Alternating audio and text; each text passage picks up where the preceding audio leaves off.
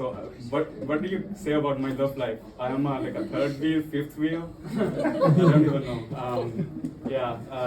I live in San Francisco, and I call San Francisco as the land of doo-doos because there is way too many homeless people, and instead of love in the air, there is smell of doo-doos in the air. It sucks. Let's talk about my love life, right? Since I'm a fifth wheel right now.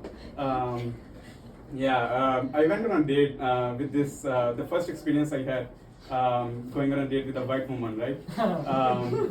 And she was, okay, so we are getting into the date, we were talking, and she's asking me, what is your living situation?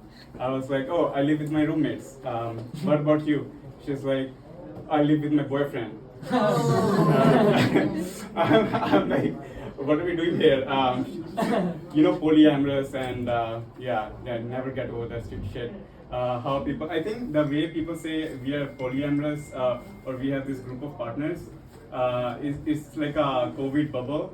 But they're trying to, instead of trying to contain COVID, they're trying to contain STD diseases in the bubble. It's crazy. Like, today is my birthday. I came here. I was in Vegas with no strippers. I was in Chicago, no deep dish pizza at all. And I was in Buffalo. I didn't even gamble at casino. But ended up here in this comedy club. Thanks for doing that. Let's talk about more of my dates. Another date. I went on a date, and generally it's always me who catfish people. But this time, oh my god. I have nothing against plus size girls, but she was double the size. The entire time in the day, I was worried that she's gonna eat my food.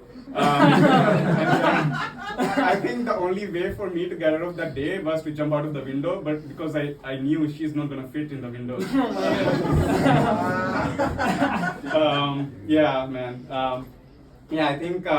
I'm originally from India, the land of gurus. And I think the only qualification you need to become a guru is to scam people, honestly.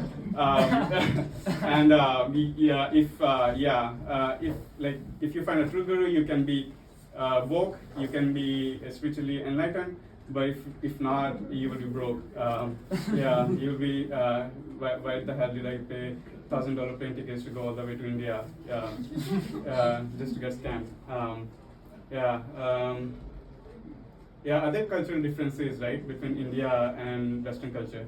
I think we have Bollywood, which is kind of similar to Hollywood, and we have like a 3 hours movie, 1 hour of dancing. You might have the dancing, and then I think in Hollywood we have other kinds of dancing. I think there is 1 hour of crying and then 1 hour of dancing again. It's awesome. Bollywood is similar to Hollywood. I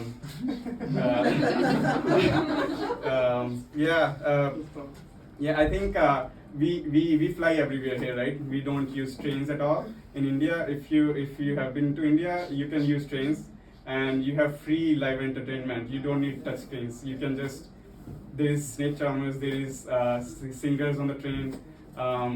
It's like, I think they have a hack for everything.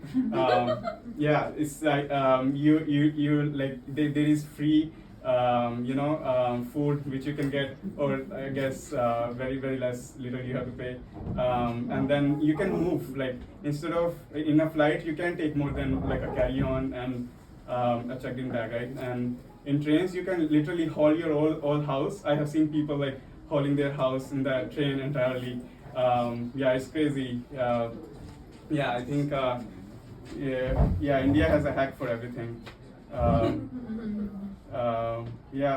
Let me see what I got.